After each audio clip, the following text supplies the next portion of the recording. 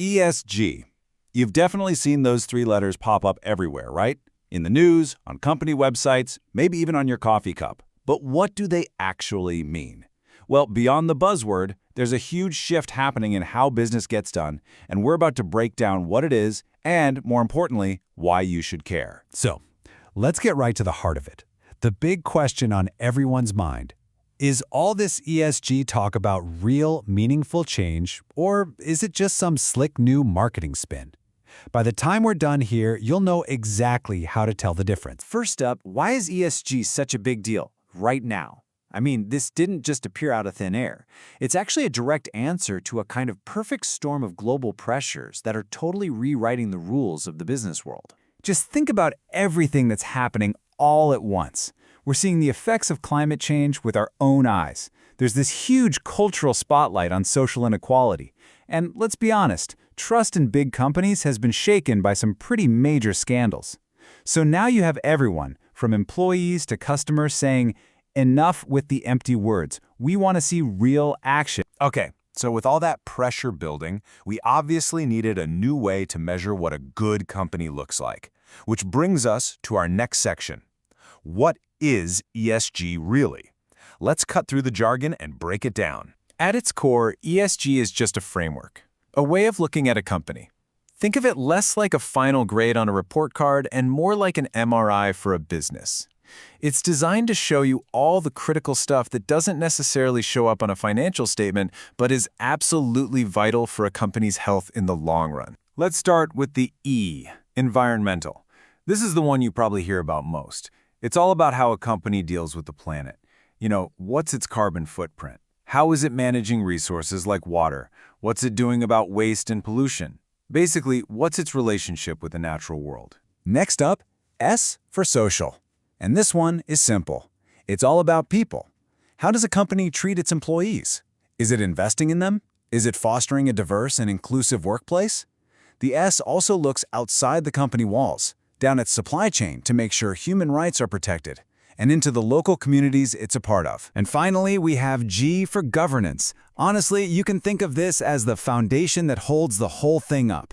It's about how a company is actually led. Is the board effective and independent? Is executive pay fair? Is the company transparent and ethical? You see, strong governance is what makes any promise about E or S believable. Without it, the rest is just talk. Okay, here's a quick but really important point. People often use sustainability and ESG to mean the same thing, but they're not. Think of sustainability as the big, beautiful goal, the philosophy.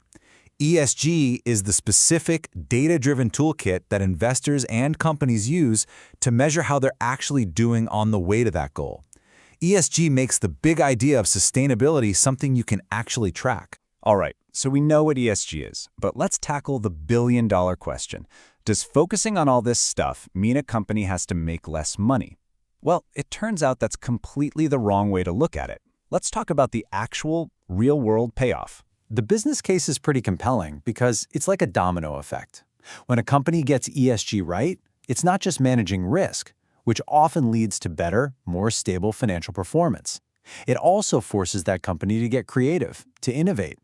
And maybe most importantly today, having a clear purpose makes you a magnet for the best talent. And if you want to see a perfect, real-world example of this, just look at a company called Ørsted. They completely reinvented themselves, going from an oil and gas company to a world leader in renewable energy. And the results? They were just stunning. They slashed their emissions by 86% while delivering better returns to their investors. That's proof that this kind of transformation can be an incredible engine for growth. Now, this whole shift isn't just happening out of the goodness of a few CEOs' hearts. No way. There are massive, powerful forces pushing ESG from a side topic to the absolute center of corporate strategy. First and foremost, you just have to follow the money. Look at this number, 36%. That's how much of all the professionally managed money in the entire world, we're talking trillions upon trillions of dollars, now has ESG criteria baked into it. This isn't some tiny niche. It's a seismic shift in capital. And if you look inside that massive pool of money, who's making the calls? Almost 80% of the big institutional investors, the ones managing pensions and huge funds, are now actively using ESG to analyze companies. When that much of the market starts demanding something, companies have no choice but to listen. And in case you needed any more convincing, just listen to the most powerful man in finance. This is Larry Fink, the CEO of BlackRock, the biggest investment manager on earth. He's basically telling every company out there that their plan for a net zero world isn't some nice to have.